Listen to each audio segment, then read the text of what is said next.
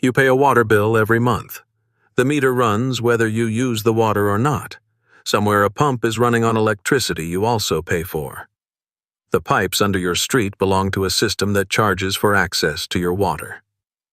My name is Gideon Adkins, born outside Harlan, Kentucky, in a holler my grandfather cleared by hand. There is a water system on this land that is run without a bill, without a pump, without a meter, and without a moving part for longer than my family can remember. Not hiding from the system. It predates the system, and was never inside its jurisdiction. That is a different thing entirely. Today I am covering the history, the physics, the construction, and the legal standing. No conspiracy, no fantasy. Just gravity, a hillside, and a spring that ran before my grandfather was born and is running still. Before there were pipes, before there was any such thing as municipal water, Appalachian homesteads were built near springs because the alternative was carrying water by hand. Every bucket, every day, in every season. The location of the house was chosen by the location of the water. That was not sentiment. That was survival math. The first systems used hollowed wooden troughs, what people around here called spouts, to move water short distances downhill from the spring into a yard or kitchen. If the terrain sloped right and the spring sat uphill, you could have running water in your home before a single foot of pipe existed in this country. The hill did the work. It always has. There are documented cases that go back further than most people expect. In Mayberry, Virginia, in the Blue Ridge, the S.P. Scott Tannery piped spring water through mortised, hollowed chestnut logs, 900 feet of them, and used that system for more than half a century in the late 1800s. Not iron pipe, not plastic. Chestnut logs, bored hollow, laid end to end down a hillside. And it worked. In the same community, the Tyra Barnard Springs have been used continuously by the Barnard family and their descendants for about 150 years, feeding one of the headwaters of Mayberry Creek. The Connor Spring nearby was described as capable of supplying an entire village, and as of the time that was written, it still furnished water by gravity through pipe to 2 homes, with the spring encased in concrete under a parkway roadbed above it. I want to say plainly what those examples are and what they are not. They are real documented cases. They are not a universal guarantee. Not every Appalachian spring system lasted 100 years. Some went dry and some were abandoned when wells arrived, or when the county line finally got a municipal hookup. The 100-plus-year framing in this video is grounded in what actually happened in documented places, and not in what always happens everywhere. What changed in the mid-1960s in many parts of this region was the arrival of black-rolled pipe. Before it, you had to be close to your spring. You were constrained by how far you could run a wooden trough without losing too much water to leakage and evaporation. After it, then you could run a line 500 feet, 1,000 feet, to a different spring entirely. The choice of which source to use opened up in ways it never had been before. Earl chose this land partly for the spring on it. He did not have to be told why that mattered. The spring was here when he cleared this holler, and the spring is here now. The land and the water came together the way they always did in these mountains, because they had to. The reason a gravity spring system needs no pump is not a trick, and it is not a workaround. It is a fixed property of water that has been true since before anyone thought to write it down. 1 foot of vertical elevation, 1 foot of height between the spring and the point of use, produces 0.433 psi of the water pressure. That number is not an approximation. A cubic foot of water weighs 62.4 pounds. Then spread that weight over 144 square inches, and you get 0.433 psi per foot of elevation every time, without exception. Here is what that means in the practice. 10 psi enough pressure to run a basic faucet, requires about 23 feet of vertical drop between your spring and your tap. 30 feet of head gives you roughly 13 psi, around the threshold where pressure starts to feel useful at the tap. 60 or more feet is considered ideal for full household pressure, including showers. I want to name the other end of that range because it is a real consideration in the steep hollows. If your spring sits more than about 185 feet above the point of use, the static pressure it generates can exceed 80 psi. That is enough to burst standard residential pipe fittings and fixtures over time. A pressure-reducing valve at the entry to the house is the fix. A steep holler can generate too much pressure just as easily as too little, and both are worth knowing about before you build. This is the same principle that moved water through Roman aqueducts 2,000 years ago and that still runs every municipal water tower in this country today. You fill the tower to create elevation. The elevation creates pressure. The pressure delivers water. No pump needed at the point of use. The elevation does the work permanently, for free, and it never wears out. Earl did not put it in those words. He said the spring does not pump because the hill does. He was right, and there is nothing left to add. A gravity spring system fails for 3 reasons. 3. Not a dozen, not an unpredictable list. 3 specific things, and a system built correctly to avoid all 3 does not have a 4th failure mode. The first is undersized pipe. The tap runs slow, and you assume the spring is the problem or the pressure is wrong. Usually, it is neither. A small diameter pipe run a long distance loses flow to friction. The water fights the pipe wall the whole way down, and by the time it reaches the tap, there is not enough volume to be useful. The fix is correct sizing before anything is buried. Measure the run. Choose the right diameter before you dig. Not complicated. Just done in the right order, before the concrete sets. The second is inadequate head.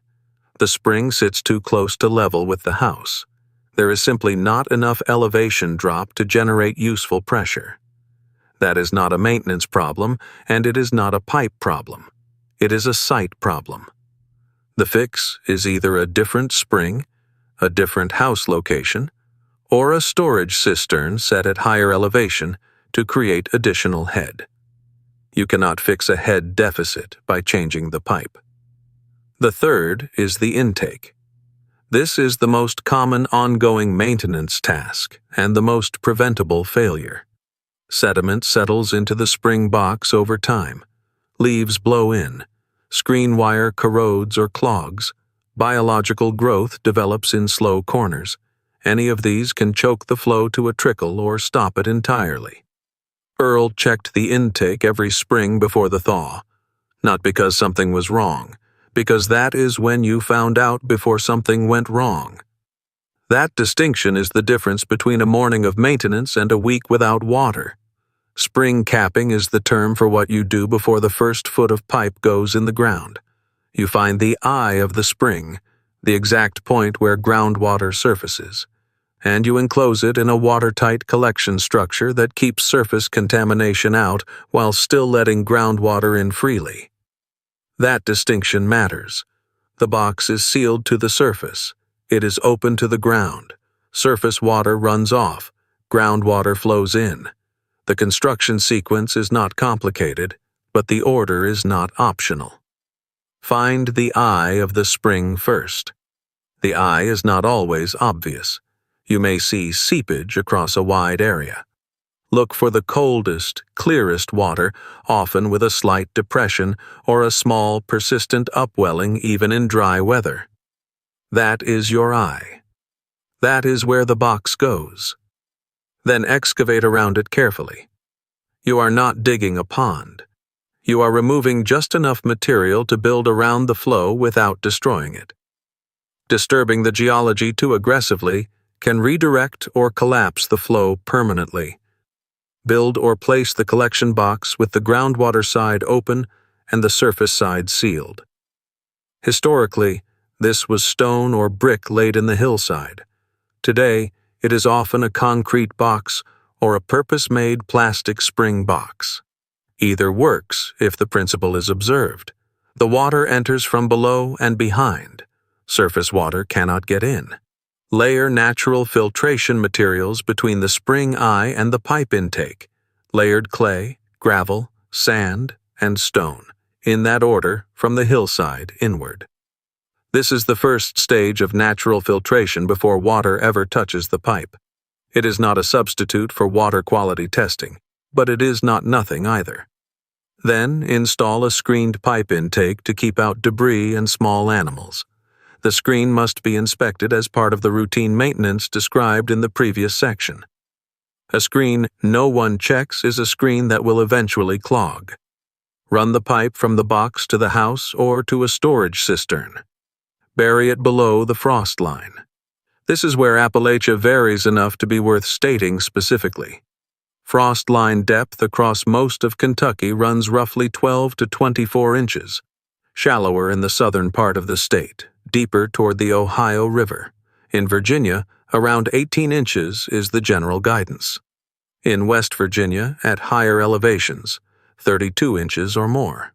Where the pipe cannot go deep enough, rigid foam insulation above the pipe or electrical heat tape will get you through a winter. Neither is as good as depth, but both are workable. The spring house deserves its own mention here, because it is more than history. The principle of building a structure directly over the spring, protecting the source while using its constant cold for refrigeration, is a design philosophy worth understanding. Clara used the spring house on this land for butter and dairy through every summer for years. The same cold that kept the source clean kept the butter firm. One structure, one spring, two problems solved. Nothing wasted. That is what a well-built mountain homestead looks like when it is working the way it is supposed to work. Every system carries more than one use. Every resource is doing more than one job efficiently today. The reason this system has no bill and no meter is not a loophole. It is not a gray area. It is a legal definition that was set in writing and that this system falls entirely outside of. Under the Safe Drinking Water Act, a public water system is legally defined as one that serves at least 15 service connections, or that regularly serves an average of at least 25 people for 60 or more days per year. That is the threshold. Anything below it, including a single household spring, a single household well, or any private water source serving one family, is explicitly not within the EPA's regulatory jurisdiction. The agency itself says so clearly. Private individual water systems are not regulated by the federal government. This is why there is no monthly bill. It is why there is no meter. It is why no permit was required to cap the spring and run the line. The system was never inside the regulatory framework to begin with.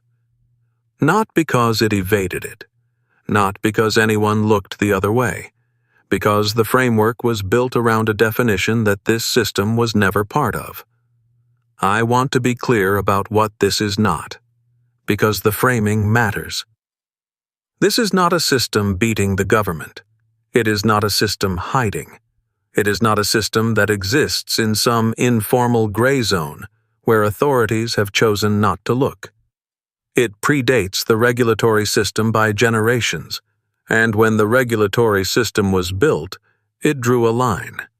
A single family using a spring on their own land was on one side of that line. Public water utilities were on the other hand. That was the deliberate design of the law.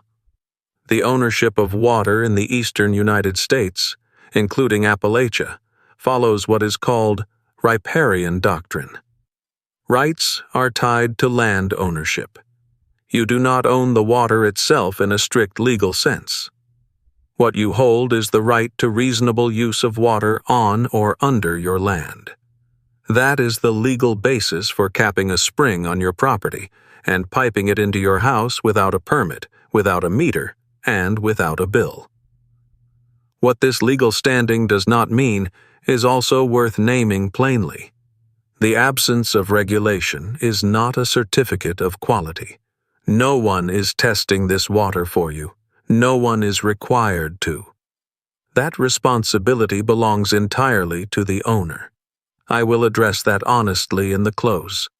The water bill you pay every month exists because your water comes from a system requiring billing, metering, and oversight to function.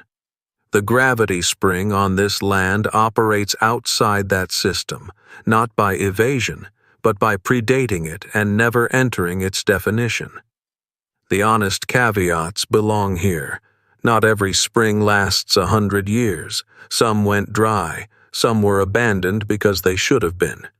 The 100-year framing is grounded in documented cases, not a guarantee. The maintenance is real. Check the intake before the thaw. Watch the flow in dry months. Protect the line in hard freezes. Test the water. Nobody else will. That responsibility belongs to the owner. None of that is complicated. None of it optional. If you have a spring on your land or know of one gone abandoned, tell me in the comments. I want to know what is still running out there. If you enjoyed the video, please like it and subscribe to the channel. See you in the next one.